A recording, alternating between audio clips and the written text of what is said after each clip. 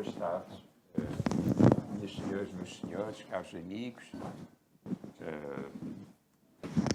Dr. Rui Cunha, nosso anfitrião, também muito obrigado por estarem aqui hoje e por nos convidar para falarmos sobre uma questão tão importante que é a questão da gestão marítima em geral. Tenho todo o gosto em ter hoje comigo o Dr. João Fonseca Ribeiro, que vai ser apresentado por uma pessoa que nós todos muito estimamos e que conhecemos bastante bem, ou melhor, muito bem, que é o Dr. Rodrigo Brum, que regressou a Macau para exercer funções muito importantes e em relação às quais temos uma grande expectativa e também prometemos grande apoio, que é o de Secretário-Geral Adjunto no Fórum para a Cooperação Económica e Comercial entre a China e os países de língua portuguesa. O Dr. Rodrigo Brum vai fazer a apresentação do Dr. João Fonseca Ribeiro e eu vou fazer uma breve apresentação dele, na medida em que, embora o conheçamos bastante bem, ou muito bem, talvez não seja de voltar a salientar alguns dos pontos mais importantes, a sua nota, sobretudo profissional. É economista e não vou dizer quantos anos, porque vê-se pela cara que tem 27 anos, e nasceu em Moçambique e esteve em Macau como chefe de gabinete do Dr. Vítor Pessoa e depois como gestor ou presidente do Conselho de Administração, suponho eu, da companhia, como é que se chamava aquilo? Companhia do Parque Industrial da Concórdia. Parque Industrial da Concórdia, exatamente. Companhia do Parque Industrial da Concórdia. Entretanto, regressou a Portugal e, entre outras funções, foi administrador da Imprensa Nacional Casa da Moeda em Lisboa e, posteriormente, gestor da Autoridade de Gestão do Programa Operacional MAR 2020 em Portugal. E é, sobretudo, penso que nessa qualidade que chegou ao conhecimento do Dr. João Fonseca Ribeiro e vou passar-lhe, então, a responsabilidade de fazer a apresentação do nosso orador principal desta noite. Muito obrigado por terem aceito o nosso convite para estarem cá e, mais uma vez, muito obrigado, Fundação Rui Cunha, por estar sempre ao lado daqueles que necessitam de um espaço e de um lugar para poder desenvolver atividades que são, na nossa opinião, importantes para Macau. Muito obrigado. Então, muito obrigado ao José Luís Salles Marques pela apresentação do apresentador. Eu vinha, de facto, só nessa qualidade fazer um breve introito à nossa sessão de hoje portanto, ia fazer, se calhar, uma apresentação mais curta do que tu fizeste de mim, mas eu alongo-me facilmente. Eu, antes de mais, obviamente, queria agradecer ao Instituto de Estudos Europeus, na qualidade do seu presidente, Dr. Salles Marques, esta iniciativa, o apoio da Fundação Rui Cunha, quer na realização deste evento, quer na presença e no apoio que demonstra com a sua presença o presidente da Fundação aqui presente, Dr. Rui Cunha, e dizer-vos que acho que é muito oportuno, aproveitando a presença do comandante João Ribeiro, fazer aqui um preâmbulo de conversa, diálogo, que passa alguma publicidade, vai ocorrer amanhã, que é uma conferência da Macau Society de Oceans and Hydraulics. Isto é um tema importante, mas eu sei que vai ser completamente desbravado pelo comandante João Fonseca Ribeiro, portanto não vou entrar nesse assunto. Limitar-me-ei, portanto, à dita apresentação. O João Fonseca Ribeiro foi comandante de Marinha, 25 anos no ativo, servindo fundamentalmente no Atlântico, mas também, para nós que estamos aqui para estas zonas, também em Timor. Chefe de 3 divisões da Armada, porta-voz da Marinha. Eu não sei se o currículo foi distribuído. Eu retirei algumas das notas, assumindo que não queríamos perder a oportunidade de o ouvir enquanto eu fazia a leitura extensiva do currículo e, portanto, resumi. Foi representante nacional no comando das Forças Militares Conjuntas nos Estados Unidos da América e na transformação da NATO. Estrutura de missão dos assuntos do mar, responsável pela Política Marítima Integrada Nacional e União Europeia. Breve passagem pelo Gabinete do Secretário de Estado do Mar, em que vem a ser encarregue da criação e montagem da Direção-Geral de Política do Mar, de que se tornou o primeiro diretor-geral e de que foi diretor-geral durante 4 anos. Foi responsável nessa qualidade pela área do mar no Acordo de Parceria com a União Europeia, nomeadamente para o Programa Quadro 2014-2020. E é nessa qualidade que desenvolve a estratégia e o plano de ação dos programas operacionais PROMAR e MAR 2020, de que eu vim a ser gestor, e, tal como muito bem o Zé Luís aqui anteveu, foi nessa qualidade que, de facto, nos conhecemos. E passei a admirar a capacidade de planeamento, de estratégia do comandante João Fonseca Ribeiro, que se traduziu num novo posicionamento até de Portugal nesta área. Queria aproveitar aqui, exatamente por esta ligação que foi referida, fazer uma espécie de declaração de interesses.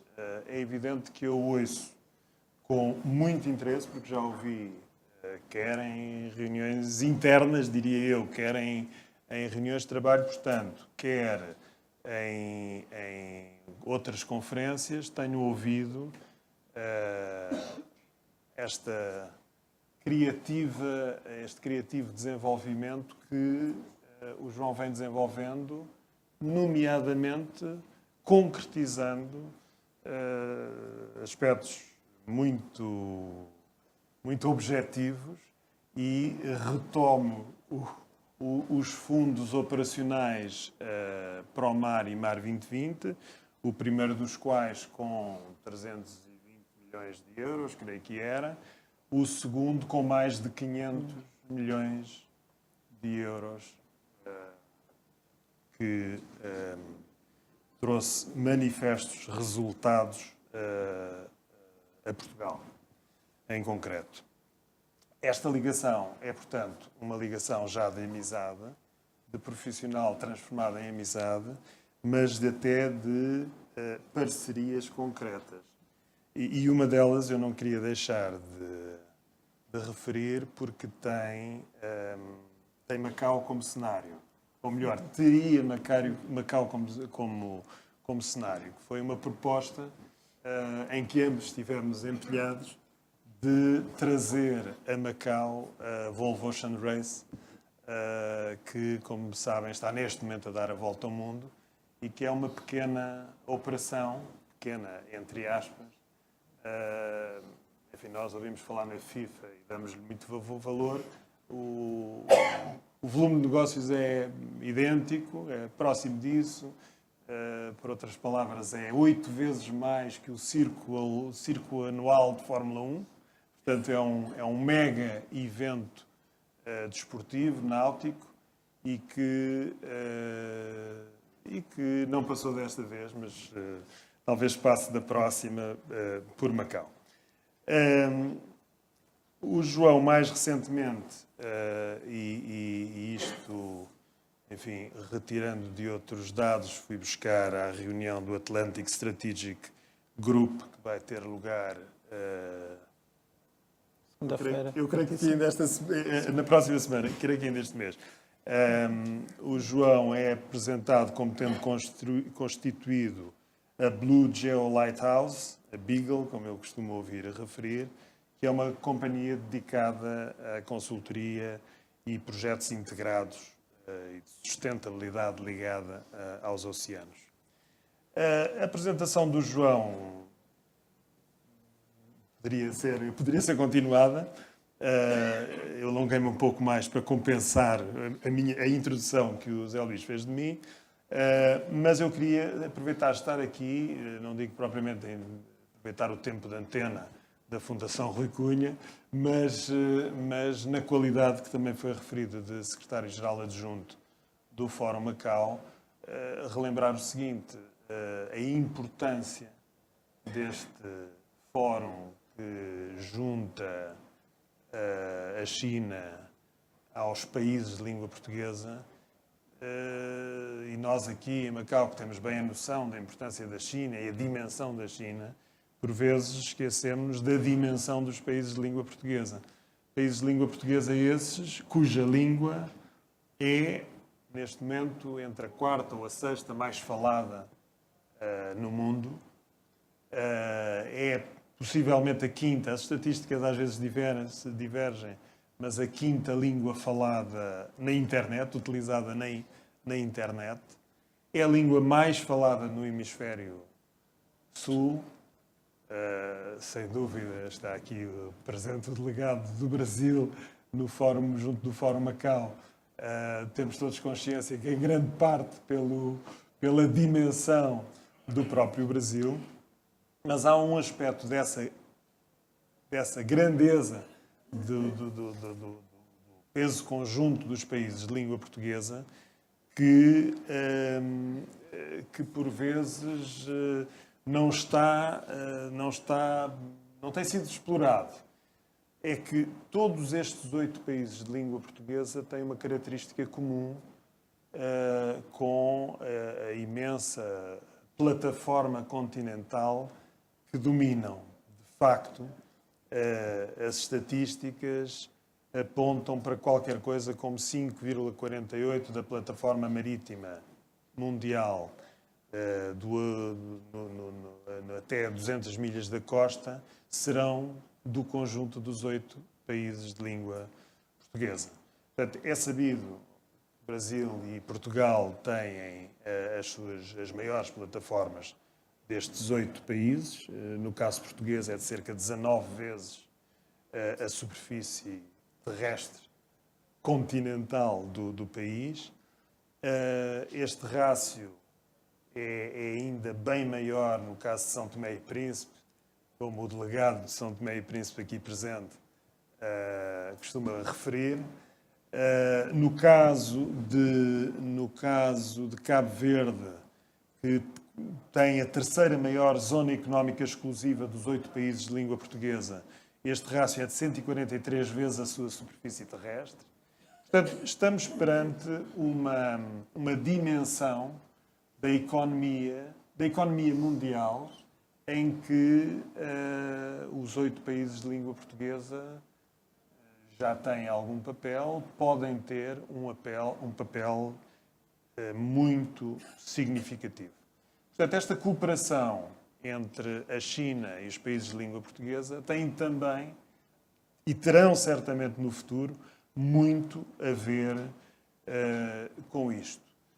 Aqui relembro que não será por acaso que uma das 18 medidas anunciadas na última reunião ministerial do Fórum Macau, nessa última reunião, o primeiro-ministro chinês anunciou 18 medidas, uma das quais tem exatamente a ver com os oceanos e com esta área. Queria só aqui deixar uma última nota, e que é reconhecida incipiência de alguns destes temas, e este em concreto e o seu tratamento, como digo, incipiente ainda, tratamento aqui em Macau, não nos deve ser desmotivante. Eu referi há pouco, não vou fazer mais publicidade da conferência da manhã, mas, portanto, isto significa que há um crescente. Há uma sociedade nova que foi constituída, há interesse nesta matéria, as presenças nesta sala também acho que o representam. Portanto, queria dizer o seguinte. Nós, na minha opinião, e não sei se haverá espaço para abordar isto, devemos, na apresentação que o Comandante fizer, mas devemos viver isto com uma visão sem complexos. Isto é, nós, apesar de dimensão atual do desenvolvimento dos 8 países nesta área não ser ainda muito significativo, não há que ter receios em assumir um papel relevante, porque é uma atividade, é um setor, todo este que, enfim, vai-se ouvindo falando, a economia azul, etc., é todo um setor que ele próprio é relativamente incipiente. Não há grandes potências neste setor. E, portanto, acho que estamos claramente em condições de ouvir com muita atenção o que nos tiver para dizer o Comandante João Fonseca Ribeiro e começarmos a pensar como podemos desenvolver no futuro estas formas de cooperação entre estes 8 países de língua portuguesa e a China. E por aqui fico, se nos podíamos ausentar para aprender e ver os slides, e deixávamos o João fazer a sua apresentação. Obrigado.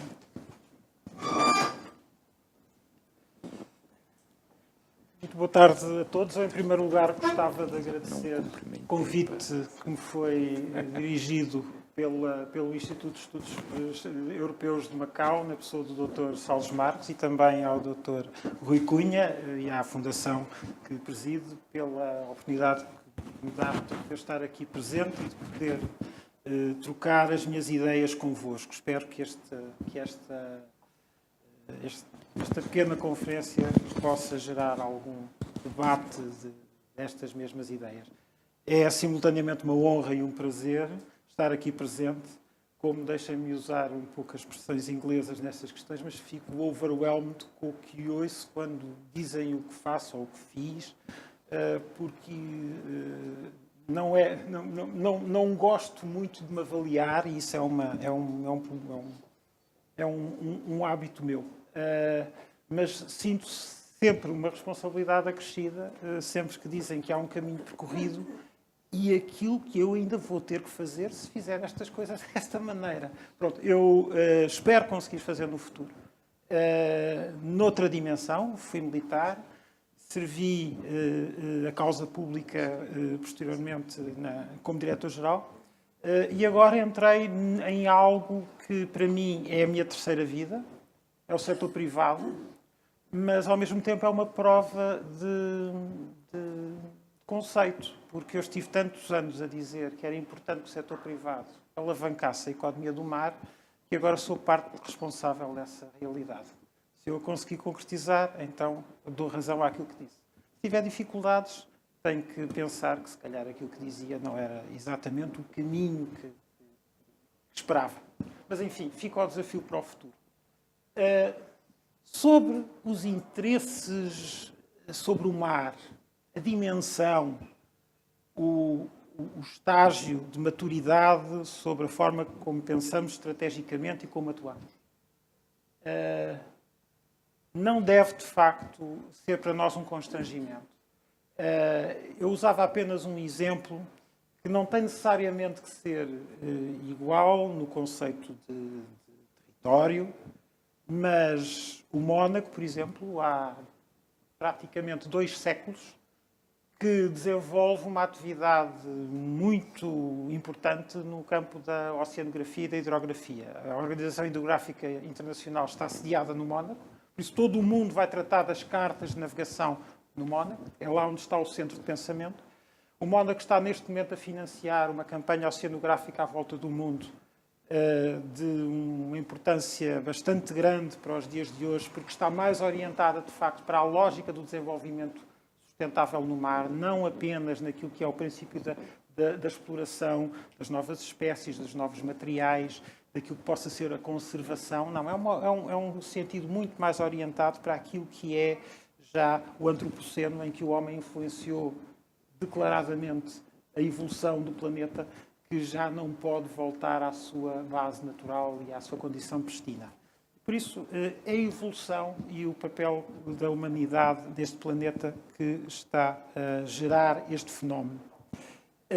O que eu quero dizer é que Macau, daqui a 200 anos, alguém poderá dizer o mesmo que eu hoje estou a dizer sobre o Mónaco. Ou não, ou metade do que o Mónaco faz. Não interessa. O que eu quero dizer é que os interesses nem sempre se medem aos palmos, pela dimensão do espaço. Os interesses medem-se pela ambição e a capacidade de concretizar. E eu, para mim, a capacidade de concretizar é muito simples de explicar. É muito difícil de fazer. Há o como e há o quê. O quê é aquilo que nós tentamos cientificamente explorar, escrever. Temos professores, teses de doutoramento, pós-doutoramento, para explicar o quê.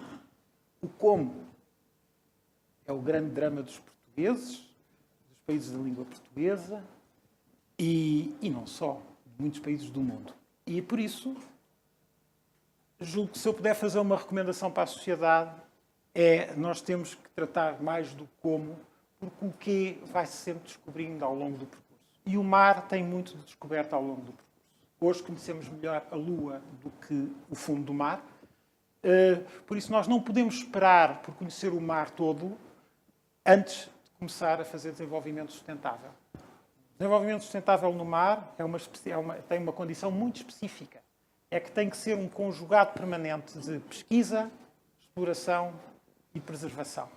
Só assim é que temos que fazer desenvolvimento sustentável no mar. Bom, e feita esta pequena abordagem inicial, o sumário da apresentação foi-vos mais ou menos descrito. Não vou perder muito tempo com ele, mas gostava de fazer esta primeira abordagem, que é alguma mistinização entre aquilo que é o discurso europeu e o discurso português relativamente ao mar.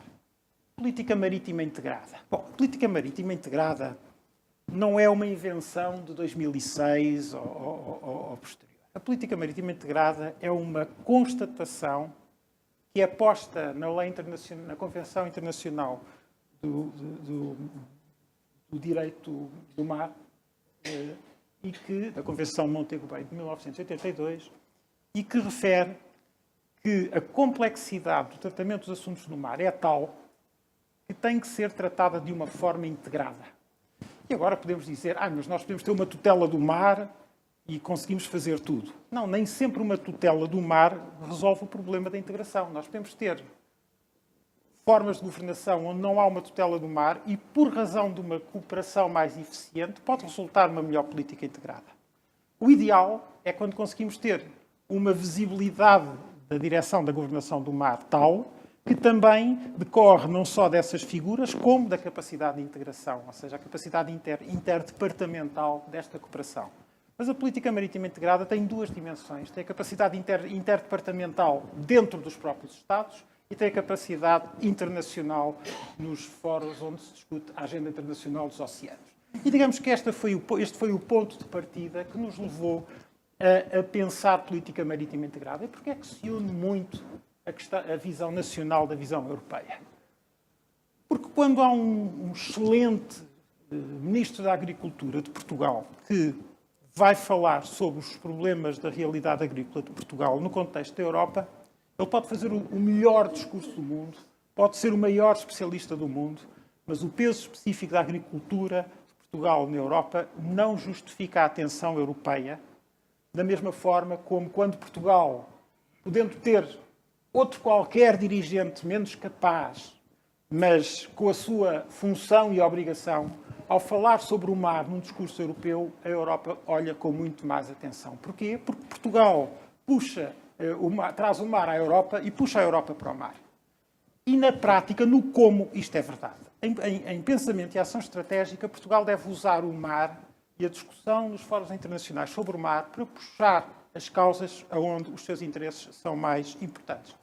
O mar é importante para Portugal, Portugal convence a Europa que o mar é importante para a Europa e o mundo é o espaço de manobra. Ao mesmo tempo que foi produzido o Livro Azul da União Europeia, foi desenhada a primeira Estratégia Nacional para o Mar.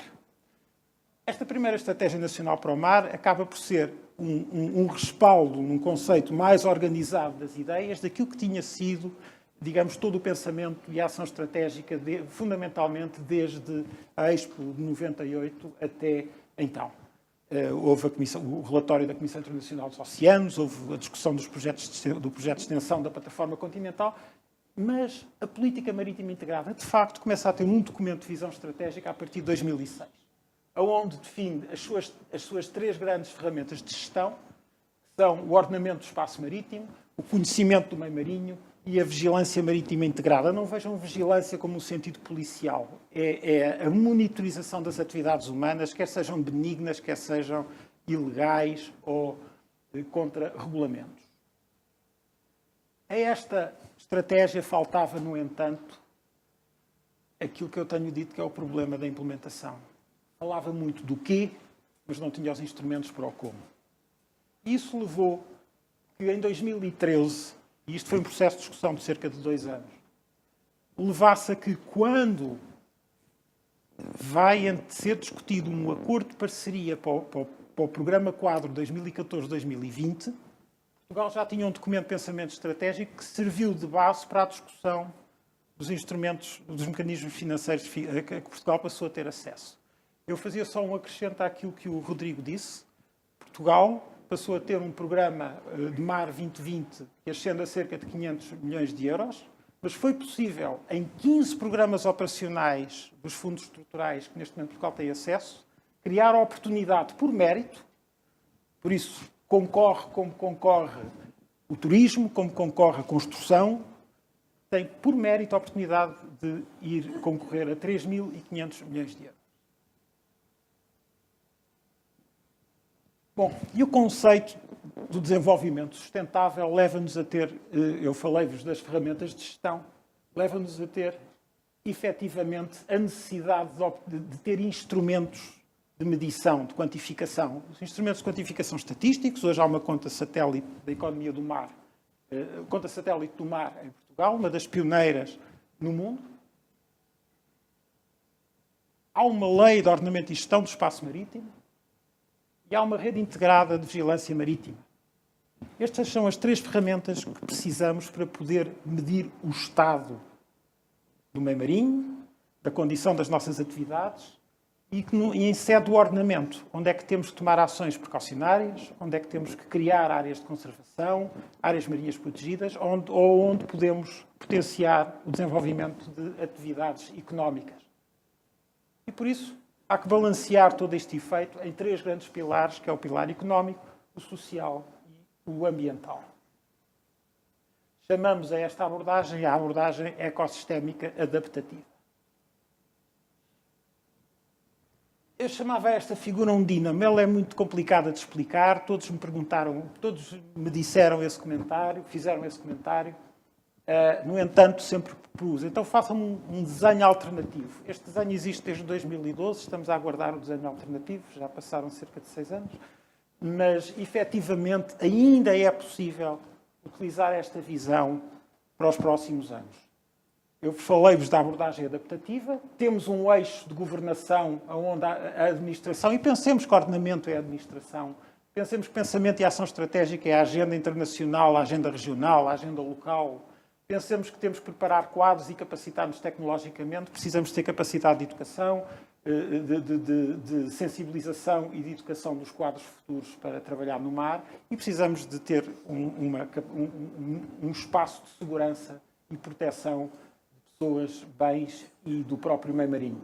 E sobre eles, eu falei-vos que não conhecemos o mar como um todo e, por isso, temos que simultaneamente gerir as questões no plano da exploração, no plano da preservação e no plano da pesquisa ou investigação.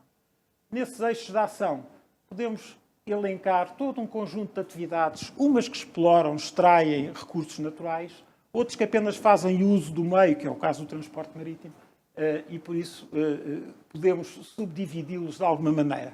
É evidente que, se me disserem qual é a natureza de um projeto que está a ser feito, muito provavelmente eu ainda consigo identificá-lo em que ponto é que ele se coloca sobre esta matriz.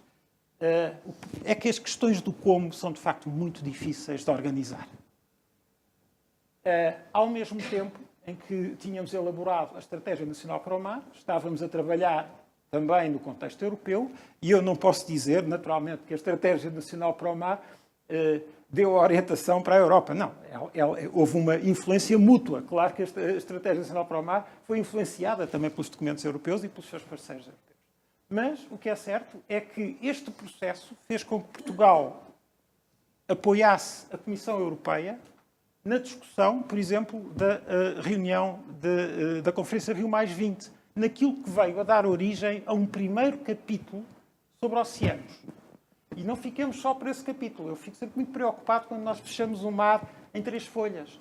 O mar está implícito em todo o documento, mas há uma clara observação da importância dos oceanos num capítulo próprio. Isso influencia todo o processo que a seguir vem a decorrer até à Conferência de Paris. A própria OCDE estava muito desatenta neste processo, veio já para o ar a anunciar o futuro da economia dos oceanos 2030.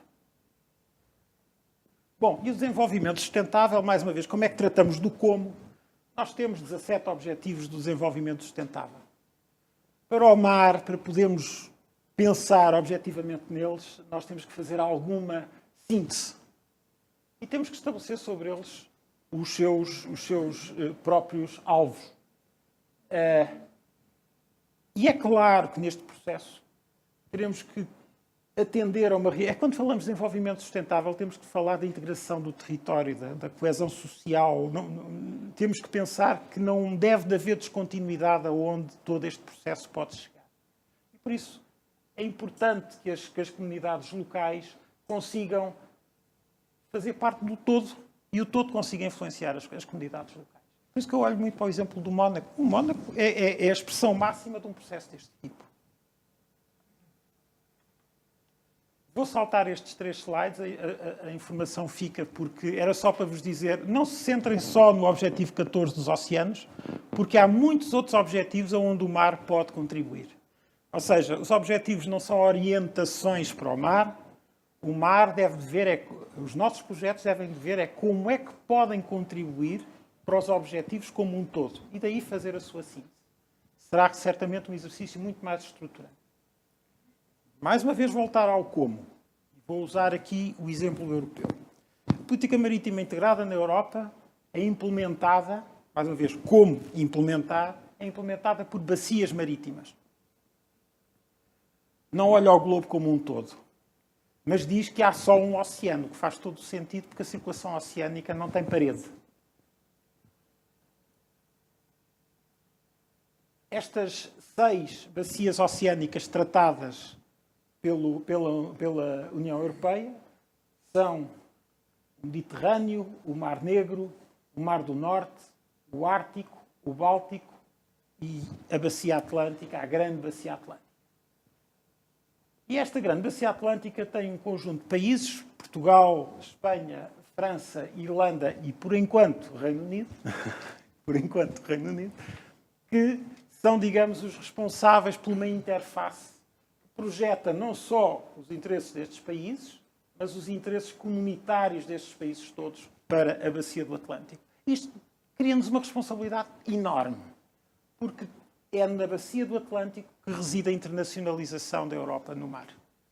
E eu explico porquê.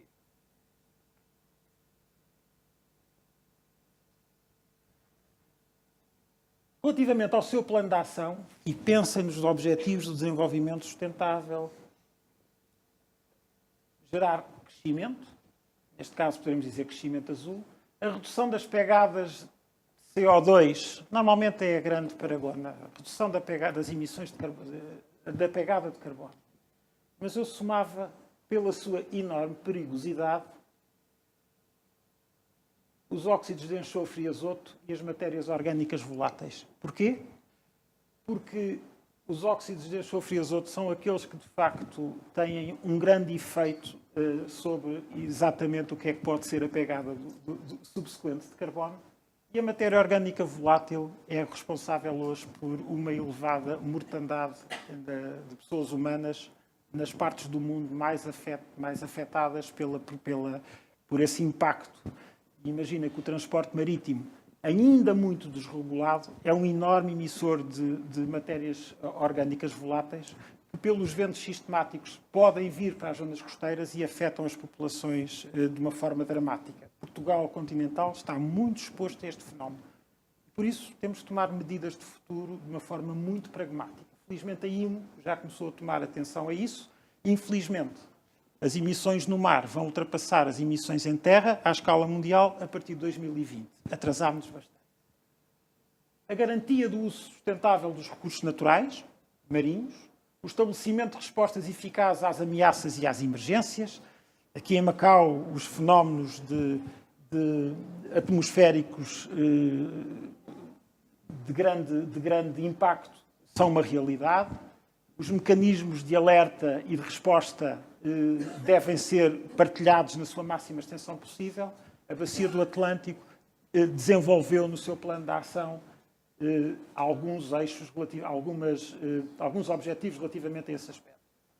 E, como eu referi, a capacidade de poder implementar uma capacidade de gestão ecossistémica, como eu digo, ser capaz de monitorizar e observar o oceano, nos seus efeitos de monitorização das atividades humanas e do estado do meio marinho e da sua biodiversidade. Mas eu falei da internacionalização, e foi a partir da internacionalização e do conhecimento do meio marinho, porque a questão da abordagem ecossistémica é uma necessidade de todos os países costeiros da Bacia do Atlântico, como é uma necessidade aqui. A monitorização costeira aqui é uma necessidade, e não precisamos ter um grande espaço marítimo para ter essa responsabilidade. Mas foi a partir desta base, da Estratégia do Atlântico, que se desenvolveram os primeiros eixos de cooperação para a grande governação internacional da Bacia Atlântica. Primeiro através da Declaração de Galway com os Estados Unidos e o Canadá e, posteriormente, com Brasil e África do Sul o ano passado. O Brasil teve lugar no Rio de Janeiro, a África do Sul teve lugar em Belém, numa conferência que ocorreu em Lisboa. Eu estou-vos a falar do como. Nós temos que partilhar um conceito e princípios que se possam protocolar entre os Estados para, a partir daí, podermos implementar redes de capacidade sensorial, cooperação de equipa, resposta. Mas não se ficou por aí. Também se apoiou. Aqui, quer a União Europeia, no caso particular de Portugal, foi-nos pedido apoio bilateral e apoiámos a redação do texto da Estratégia Marítima Integrada da União Africana.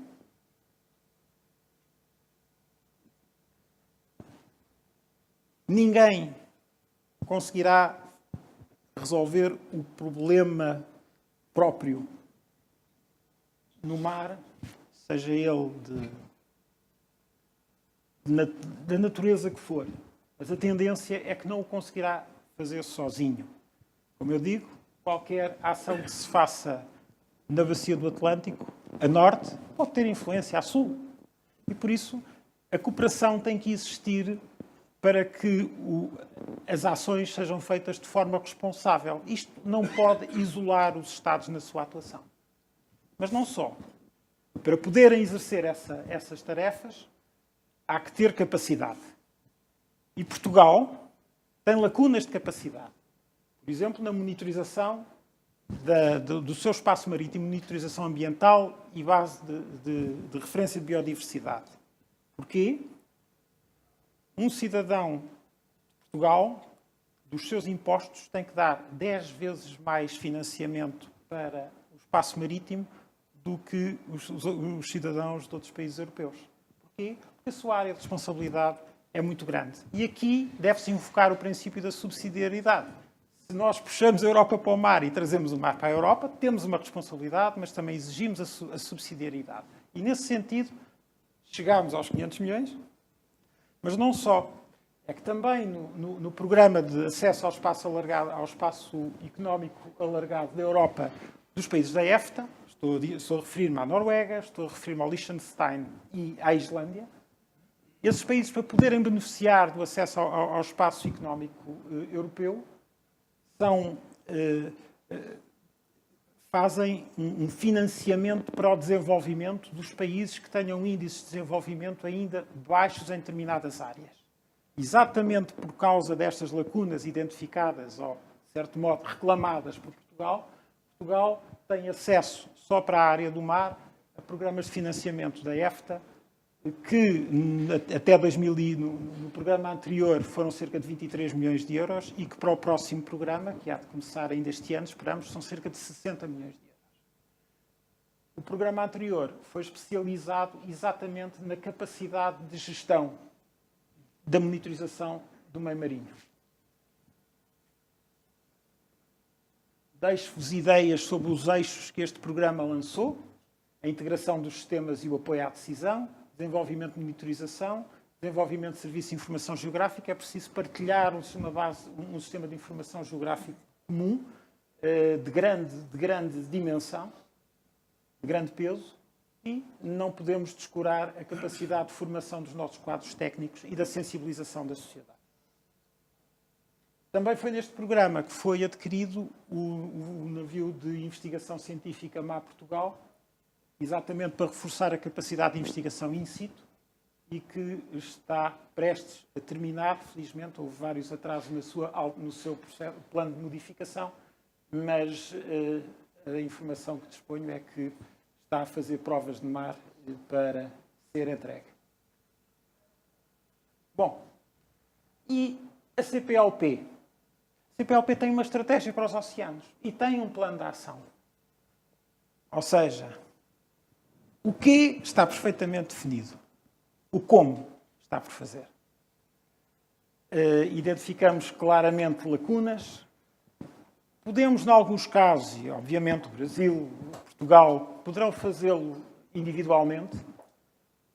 Eventualmente poderão haver soluções em planos bilaterais dos países membros da CPLP, mas o contexto de cooperação multinacional está muito longe de ter resultados. E nós devemos entender isto como uma lacuna que importa resolver. A importância da cooperação neste âmbito. Obviamente que a conjugação, uma visão mais partilhada e um esforço de concretização comum beneficia de reclamar vastos espaços marítimos. É um vasto património marítimo-cultural, porque os Estados-membros, todos eles, têm espaços marítimos sob sua jurisdição, e é uma valiosa plataforma geopolítica.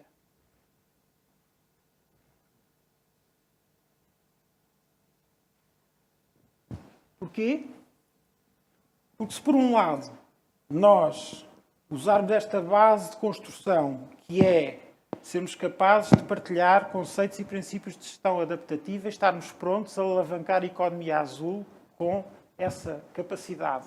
E, a partir daí, formos também desenvolvendo as atividades económicas emergentes e tentando levar aos limites de sustentabilidade as tradicionais. Refiro-me, por exemplo, à pesca, mas também posso referir à exploração de recursos energéticos no mar.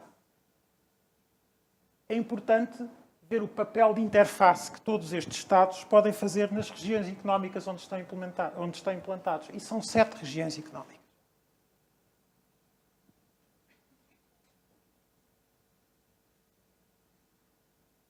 Negociar a partir do Estado da língua portuguesa como plataforma de entrada na região económica é uma vantagem comparativa que esta comunidade cooperando pode alcançar. Agora, algo que normalmente é pouco conhecido, porque está coberto de água, às vezes coberto de terra, de areia, e não se vê. Eu chamo estes mapas os mapas da telegeografia. E a telegeografia é o mapa das ligações de cabos submarinos que ligam os vários pontos dos continentes. Se por um lado temos uma ambição muito grande na língua e na capacidade de influenciar as regiões económicas, quando começamos a falar do mundo digital e dos data centers e dos conteúdos e da capacidade de comunicação, tenho aqui que tirar o chapéu a um Estado, Angola. É claramente o único Estado-membro desta comunidade que tem uma estratégia para a comunicação, para a telecomunicação nos cabos submarinos. Porquê? Porque assumiu não só na ligação de um cabo Western African Cable System, que liga 15 Estados na faixa oeste da África e da Europa, assumiu não só a sua parte enquanto membro de um consórcio, como abancou muito para além disso, ou seja, é proprietário de capacidade e faz negócio. Como se não bastasse, pouco depois, ligou Santos a Fortaleza e ligou Fortaleza à Flórida. O Cabo Monet, Angola é detentora, através da sua iniciativa privada, é detentora de 30% do espaço deste cabo. E como se não bastasse, ainda este ano, lançou o primeiro cabo submarino no Atlântico Sul, que ligou Luanda a Sangane, neste caso, a Fortaleza. Se pensarmos nestas estratégias, se pensarmos na língua, se pensarmos nos conteúdos, nós temos que pensar também que é importante estar no espaço económico da banda larga. Porquê? Porque, por exemplo, como é o caso de Portugal, e contra Portugal tenho que expor o meu pensamento. Por muito que nós queiramos fazer uma estratégia de conteúdos de língua portuguesa, neste momento os nossos operadores maioritários são franceses e são ingleses. Esqueçam a estratégia de conteúdos. Quem tem uma boa estratégia é angolana. A estratégia é angolana. E todos os Estados da língua portuguesa, aconselho, devem de olhar para essa estratégia como forma de posicionar os conteúdos nas regiões económicas onde estão implantados. E relativamente aos países da língua portuguesa e a China, no fundo, é juntar mais um ator. Enfim, não é a CPLP. Este quadro não é a CPLP, que fique claro. A maior parte dos países de língua portuguesa, tem de facto língua portuguesa, que são membros da CPLP e que constituem neste momento este grupo. Eu não importo a CPLP aqui, mas importo, sim, tudo aquilo que é válido, desde que eu estou a falar da Europa, dos Estados Unidos, do Brasil, da África, importo tudo o que possa ser útil para a estratégia do como. As bacias marítimas que devem ser vistas num plano mais pequeno, devem ser vistas num plano mais amplo, e que, se tivermos ambição, devemos olhar para o mundo como um espaço de manobra. Bom, instrumentos de cooperação já estabelecidos. É uma coisa muito importante em termos de relevância. O papel de Macau. E aqui, enfim, falarei a seguinte dele, mas não quero tirar esse manto já. Mas há centros de investigação e desenvolvimento, investigadores de excelência em áreas como as pescas, a aquicultura, a biotecnologia, a construção, manutenção e reparação naval, a aeroespacial, a vigilância marítima, as energias renováveis offshore, a formação dos jovens com elevadas capacidades. Capacidade de inovação em competências transversais, como as tecnologias de informação e comunicação. Às vezes estas são mais fáceis de nos trazer valor acrescentado mais depressa. A robótica e as ciências da natureza. E a relevância das capacidades em engenharia e em ciências naturais nos países de língua portuguesa. Muitas vezes só precisam de alguns toques de reorientação. Bom, eu um pouco amadurecendo estas questões e até pelo desafio que me foi dado de ter que abordar em duas conferências estas matérias, eu repensei um pouco esta questão daquilo que é o Delta do Rio das Pérolas e aquilo que pode ser uma abordagem para o como. Mais uma vez, para o como. Caracterizando, é uma comunidade costeira com cerca de 60 milhões de habitantes e um per capita de cerca de 17 mil dólares ano. Per capita elevadíssimo. Tem em curso um plano de desenvolvimento e reforma e desenvolvimento. Há 9 grandes cidades divididas em áreas metropolitanas, 3. Há um importante interface marítimo para o Interland Tecnológico e Industrial da China. E há uma iniciativa, um apoio a iniciativas locais. Pelo menos isto foi como foi possível apurar de uma forma relativamente expedita, mas que me sugere que merecem aprofundamento. Talvez uma lacuna. Não encontro a internacionalização na implementação que eu tenho andado a apresentar. Importa fazer isto para o como é muito importante.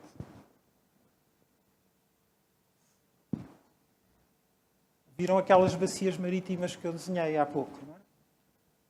Esta bacia marítima tem mais ou menos a dimensão do mar Adriático dentro do Mediterrâneo. Okay? Pensemos de como a engenharia de fazer as coisas. Se Macau, com o seu papel, com os instrumentos de cooperação já implementados, e ser parceiro ativo neste processo do Delta do Rio das Pérolas, reconhecendo que a sua área metropolitana privilegiada tem Zhuhai, mas reconhecendo que a bacia tem implicações nas outras 2 áreas metropolitanas. Estas grandes visões da redução da pegada de carbono, do enxofre, dos óxidos de enxofre e de azoto, e das matérias orgânicas voláteis. Se conseguir ter um conceito de monitorização costeira, se conseguir começar a abordar as atividades económicas emergentes da biotecnologia, por exemplo, e se conseguir exportar esse modelo numa lógica de cooperação com outras bacias, nomeadamente no Atlântico, ou aquelas que entendermos úteis para a implementação de um projeto que envolva os países da língua portuguesa, podemos definir bacias, podemos definir zonas arquipelágicas, o que entendermos para construir. Mas temos que perceber é a mecânica da implementação. E, claro, a exploração dos eixos de cooperação existentes, fico por um que me parece de enorme potencial. Politicamente, até, no caso de Portugal, posso referir, foram feitas declarações que apontam nesse sentido e que me apraz conhecer. Têm que ser orientadas para o mar. Uma visão de bacia marítima como base de internacionalização, partilhando os mesmos conceitos e princípios, a exploração dos instrumentos de cooperação já existentes. Aqui convido o Fórum a pensar estas abordagens. E, principalmente, aquilo que podem ser ações do próprio Fórum ou de que o Fórum sugira num concerto de cooperação local. O apoio à cooperação para a economia azul, como um quadro, como um contexto muito específico que eu tentei referir, é preciso ter capacidade para fazer abordagem ecossistémica adaptativa. Isto não é terra, isto é mar.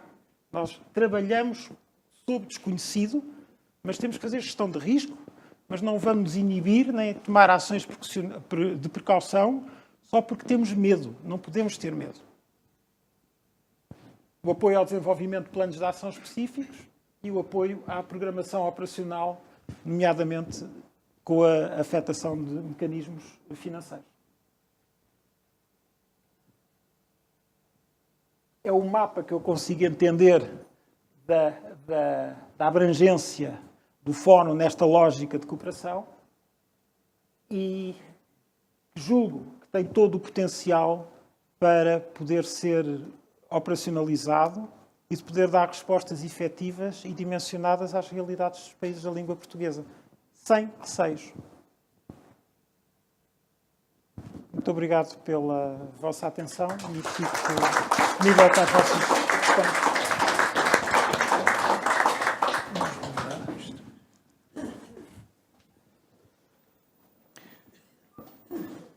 Bom, estudo.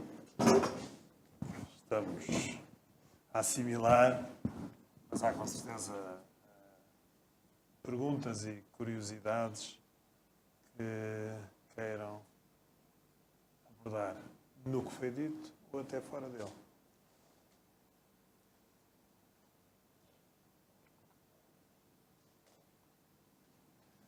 Faz favor, Tiago. Dar os parabéns ao comandante João Fonseca Ribeiro pela belíssima apresentação, um tema tão interessante e tão importante para os países de língua portuguesa, mas também para esta região e para Macau em específico. E saudar a Fundação Rui Cunha e o Instituto de Estudos Europeus por permitirem a realização deste evento. Há muitas perguntas que eu poderia aqui deixar. Escolho esta porque, se calhar, é dos assuntos menos explorados ainda, que é a questão que referiu sobre a alavancagem do setor privado e na reorientação que as cidades têm que ser feitas, a nível de reorientação da própria economia para o mar e a formação de quadros. O que é que...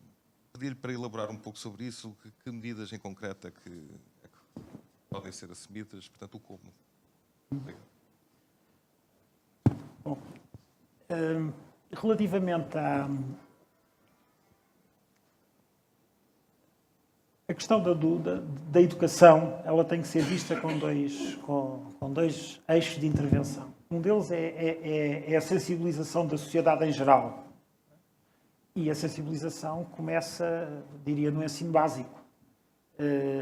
Existem várias ações já com resultados bastante interessantes no mundo, não é? Não posso dar o exemplo também de Portugal, do Quito do Mar e do papel da ciência viva em conseguir fazer ações de intervenção já de grande escala. O desporto escolar e a náutica têm também tido uma expressão muito significativa em Portugal, mas também noutros países. Não me circunscrevo a eles, até porque neste momento a Unesco está também muito atenta a este processo e a sensibilização para a questão do mar é importante. Digamos, hoje o que já se fala do impacto do plástico não reutilizável no mar deriva muito deste processo e, fundamentalmente, a partir do momento em que a Unesco começou também a pôr esta matéria na agenda daquilo que é necessário resolver de fundo. Mas depois temos a questão da especialização.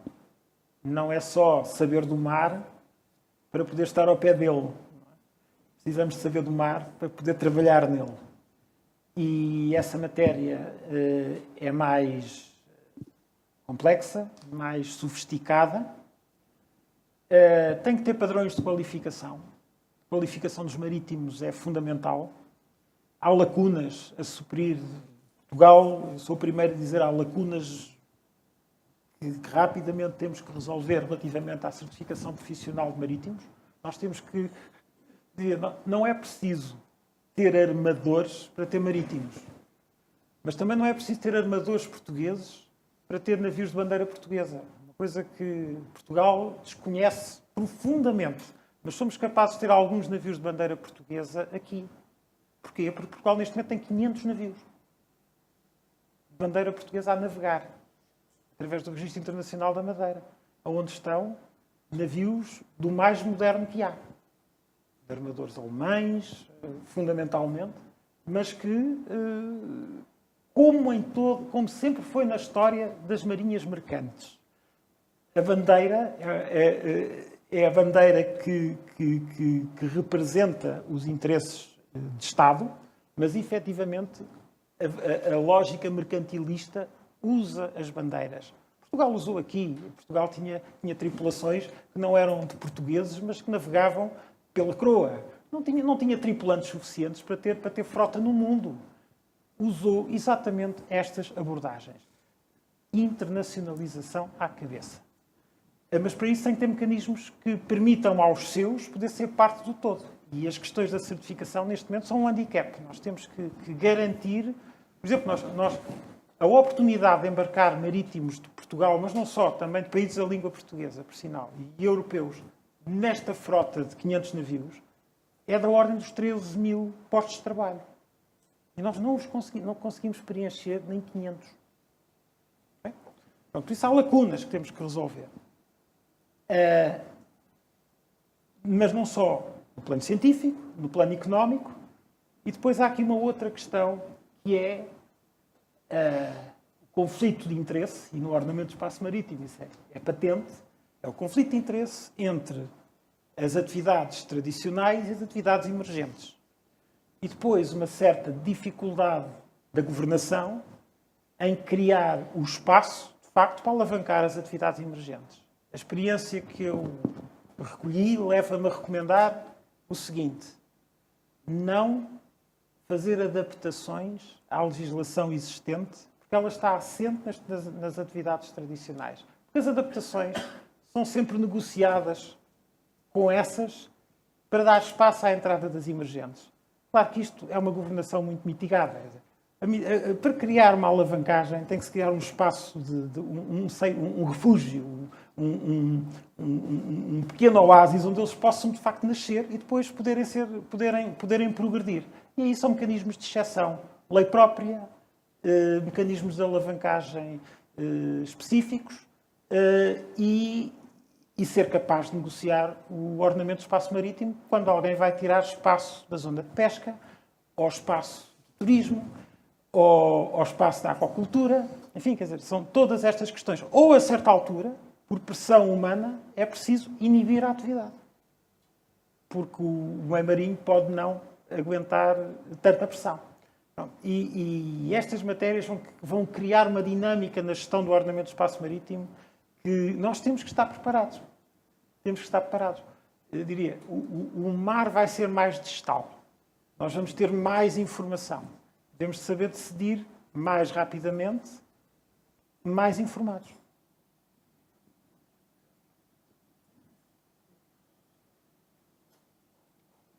Mais questões?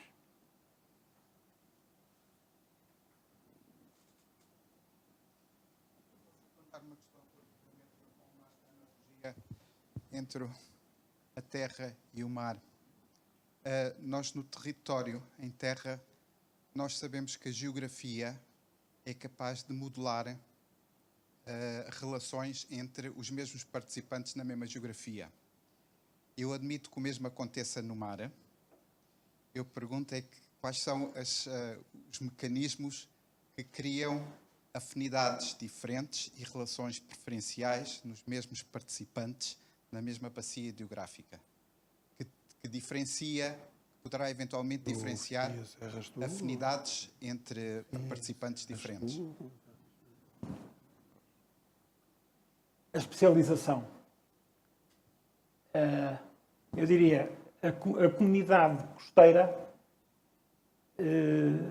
tem objetivos comuns, mas pela lógica da evolução económica e social, algumas das áreas são afetadas pela pujança imposta por outras.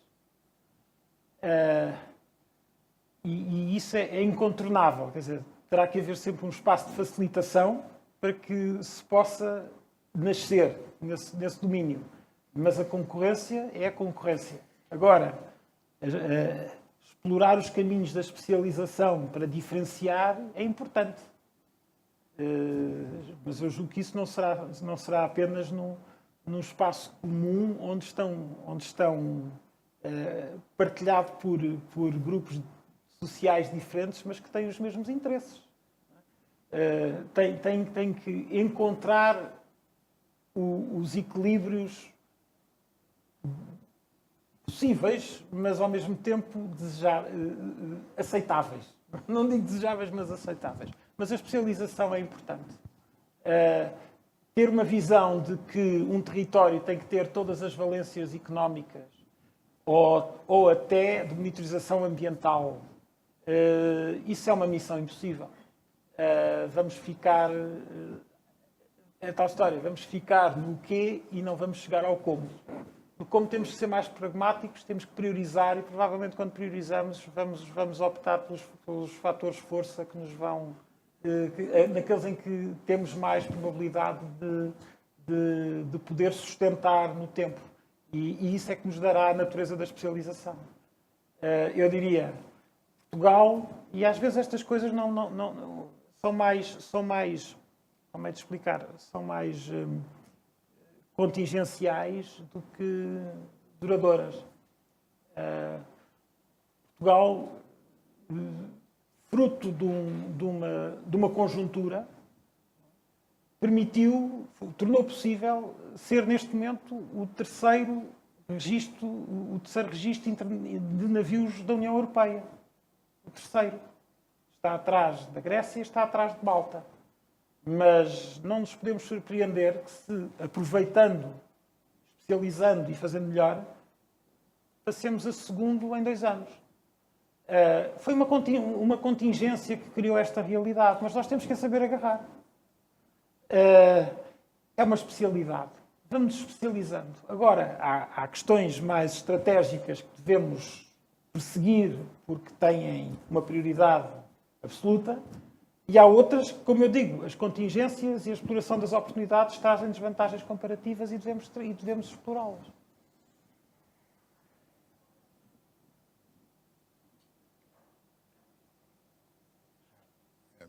A questão é que eu admito que no mar as coisas, como não há barreiras físicas, ou pelo menos tão proeminentes, admito que as relações privilegiadas tenham um sentido de oportunidade. Não é como, por exemplo, num território onde há montanhas e que, se não alguém se lembrasse de fazer um túnel de um lado ao outro, as relações privilegiadas só se alteraram por isso, mas por uma medida que é fixa.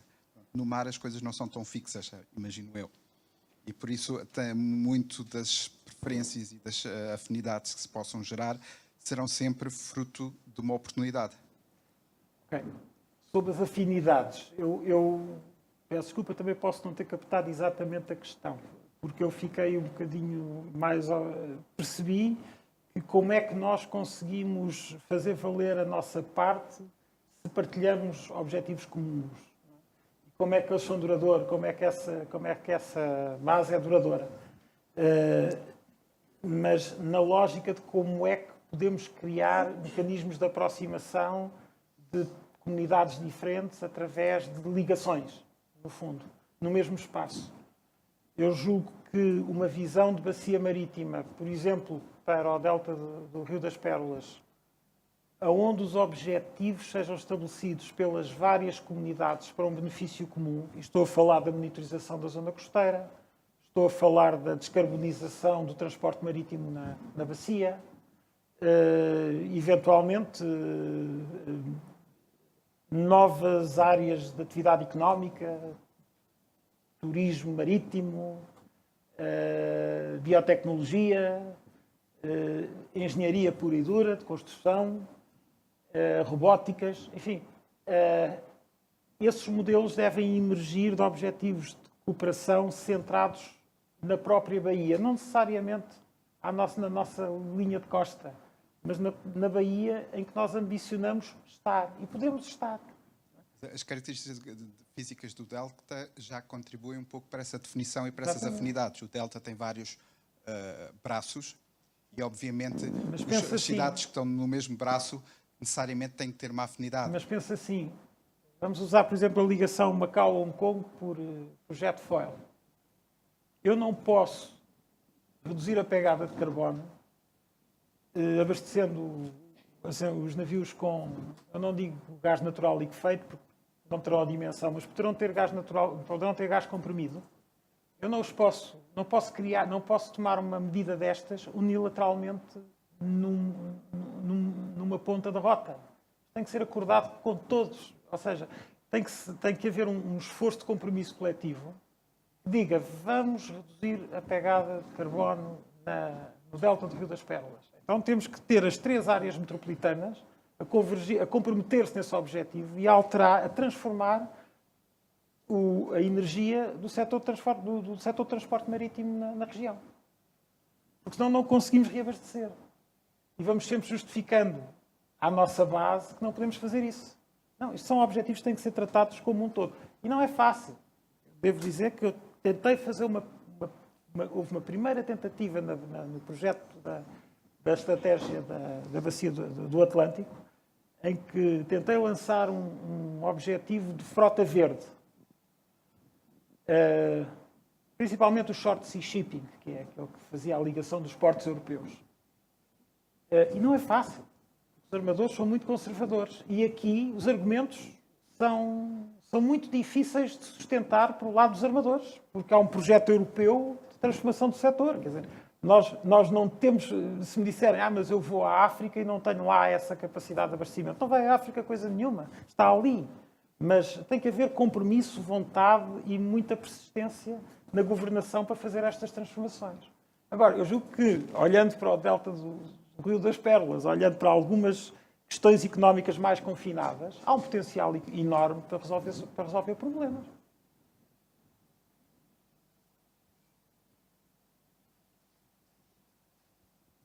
Potencial.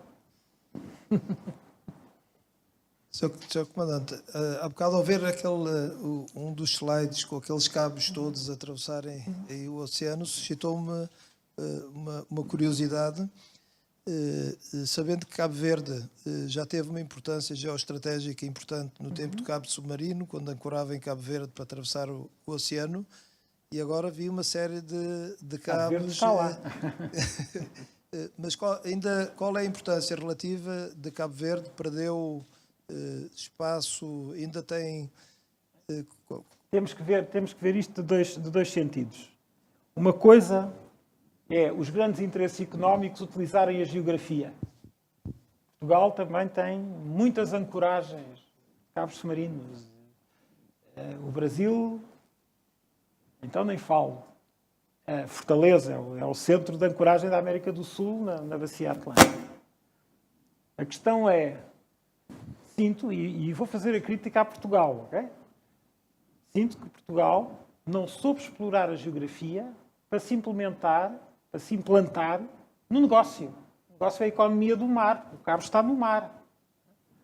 Fomos sempre dóceis na negociação, até nos podem pagar uma renda. Mas nós podíamos ser muito mais do que uma renda. Nós devíamos ser parte, nós devíamos receber do negócio do cabo que lá está. Nós devíamos investir numa coisa que a geografia é nossa. Facilita os acordos, não é? E ao mesmo tempo não é só sermos uma portagem, é sermos portagem e sermos autoestrada. E mais, e se tivermos o data center localizado, ser gerador de conteúdos e ser arquivo de conteúdos. Quando falamos que agora queremos juntar as televisões às empresas de telecomunicações, é disto que estamos a falar. É do negócio dos conteúdos e da banda larga. Eu vejo Angola com uma estratégia muito racional a este respeito e vejo borboletas no ar em Portugal. Pronto, porque não assentamos o objetivo. E podemos estar a pensar assim, são projetos imensos. Não. O cabo submarino que liga Luanda a Fortaleza é um investimento de 300 milhões de dólares. Deve estar pago em menos de 3 anos. Porquê? Porque já estão a comprar algo que ainda não está operacionalizado, mas já está instalado. Porquê? Porque tem que se fazer o bypass aos cabos que estão no hemisfério norte e por não haver disponibilidade de banda, cada vez é mais caro. E por isso, ali há uma oportunidade de embaratecer. E isto é um negócio. Agora, uma coisa é ser geografia, outra coisa é ser dono do cabo. Que se estiver junto com a geografia, melhor. Acho que nunca tivemos muito atentos a esse negócio. Trabalhámos muito o retalho de algo que vem do mar. Muitos pensam que vem do espaço, o que é irreal. Do espaço o que vem é uma quantidade ínfima relativamente ao negócio de internet que corre nos cabos submarinos. Enfim, quer dizer, 300 milhões de euros é uma ambição possível. Ou 300 milhões de dólares. É uma ambição possível. Data centers, gestão de conteúdos, visão da língua portuguesa nas regiões económicas. É possível. Temos é que perceber para onde é que queremos ir e temos que saber como. O problema é sempre o como.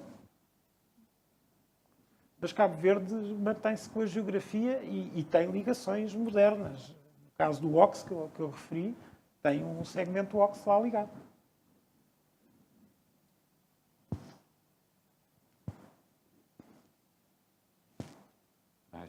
questões, comentários?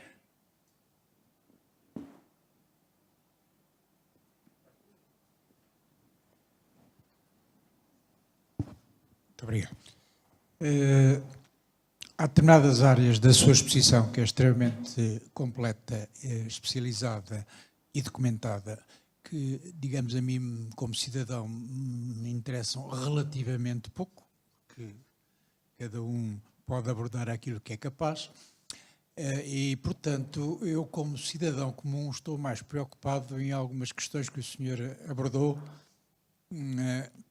e que eu gostaria que, se possível, aprofundasse. É a minha opinião que os oceanos estão a ser envenenados e numa escala galopante,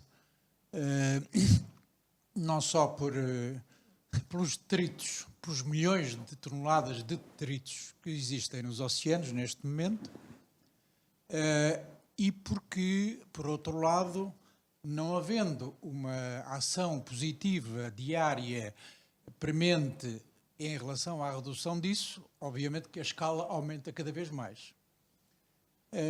Aqui, como sabe, no delta do Rio das Pérolas, por não irmos mais longe, a poluição é um problema complicado. E estamos a falar de poluição aérea e poluição marítima. Provavelmente, daqui a 2 ou 3 anos, não há golfinhos cor-de-rosa no delta do Rio das Pérolas. Porquê? Pela poluição, claramente. Portanto, eu gostaria de que me dissesse, se faz favor, em termos internacionais, porque eu penso também, estou perfeitamente de acordo que isto só se resolve com a cooperação internacional, de fundo, o que é que está a ser feito para a limpeza dos oceanos, por um lado, e, por outro lado, quais são as medidas que são possíveis de implementar, o senhor já referiu isso ligeiramente, em relação, por exemplo, à alteração das energias utilizadas nos grandes navios, nomeadamente os navios-tanques, que são, sabe melhor do que eu, naturalmente, mas eu posso afirmar, pela informação que conheço, que são uma fonte de poluição extraordinária. Cada hora de navegação de um navio-tanque daqueles 300 mil toneladas é uma descarga espantosa de poluição. Portanto, gostaria que me referisse, se possível, mais aprofundadamente algumas destas questões. Muito obrigado. Bem, eu quando falo da monitorização ambiental do meio marinho, um dos objetivos que é generalizável. Vamos ver, quando falamos da monitorização, definimos um conjunto de indicadores e de ações. Há um indicador comum já na maior parte dos países costeiros, que é a monitorização do lixo marinho. É um fenómeno que demora a sensibilizar as populações, demora a sensibilizar as indústrias e demora a sensibilizar e por fim, demora a sensibilizar os governantes, porque os governantes, como precisam dos votos, têm sempre muita dificuldade em fazer estas transformações. Quase que estas coisas têm que ser levadas de bandeja. O problema é que os governantes têm que liderar a transformação e a indústria tem que assumir o compromisso dessa transformação.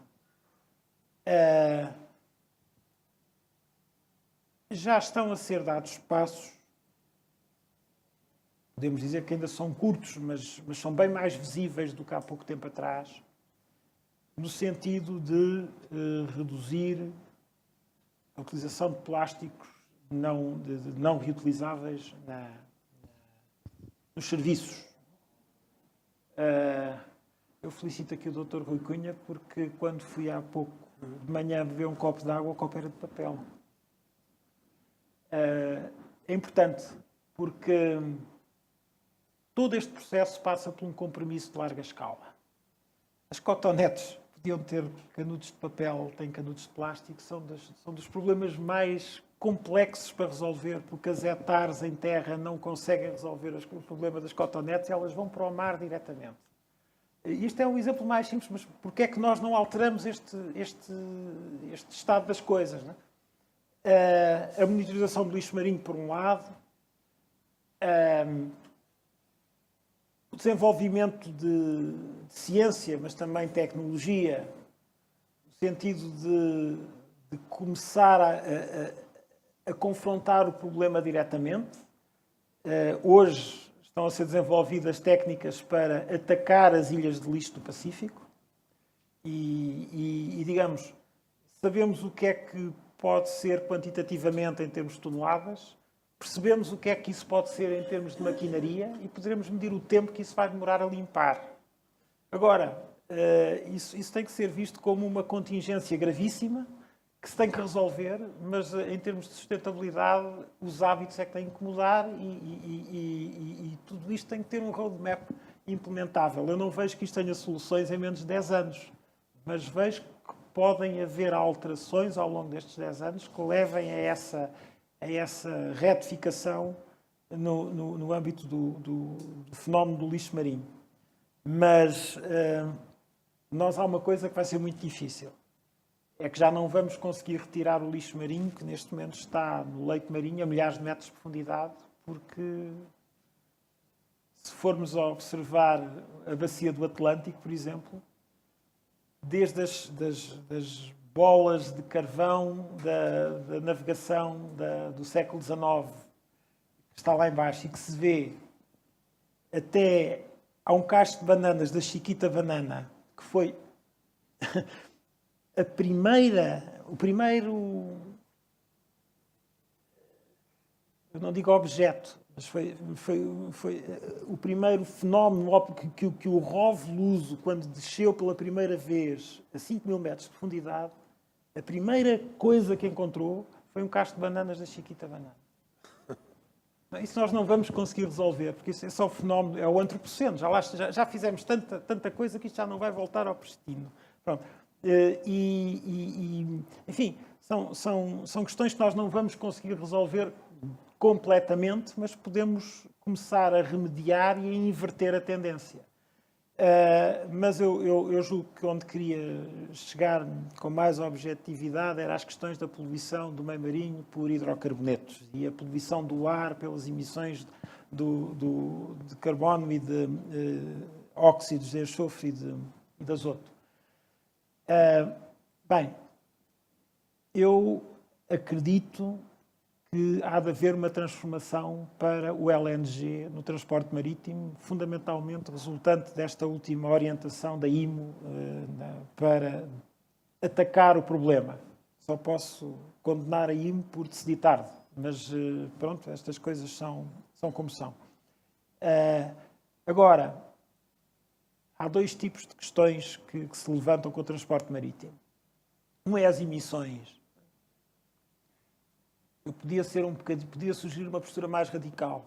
E os Estados devem pensar nisso. Aliás, recomendei já noutras situações. É que os Estados, para equilibrar todos os esforços que estão a fazer em terra na indústria automóvel e na utilização dos veículos de rodas nos espaços urbanos, relativamente àquilo que não estão a fazer no mar, é importante que no mar comecem a determinar áreas de proibição de emissões ou de controle de emissões. Ou seja, e eu sugiro que utilizem a própria zona económica exclusiva como área limite onde as emissões têm que ser controladas.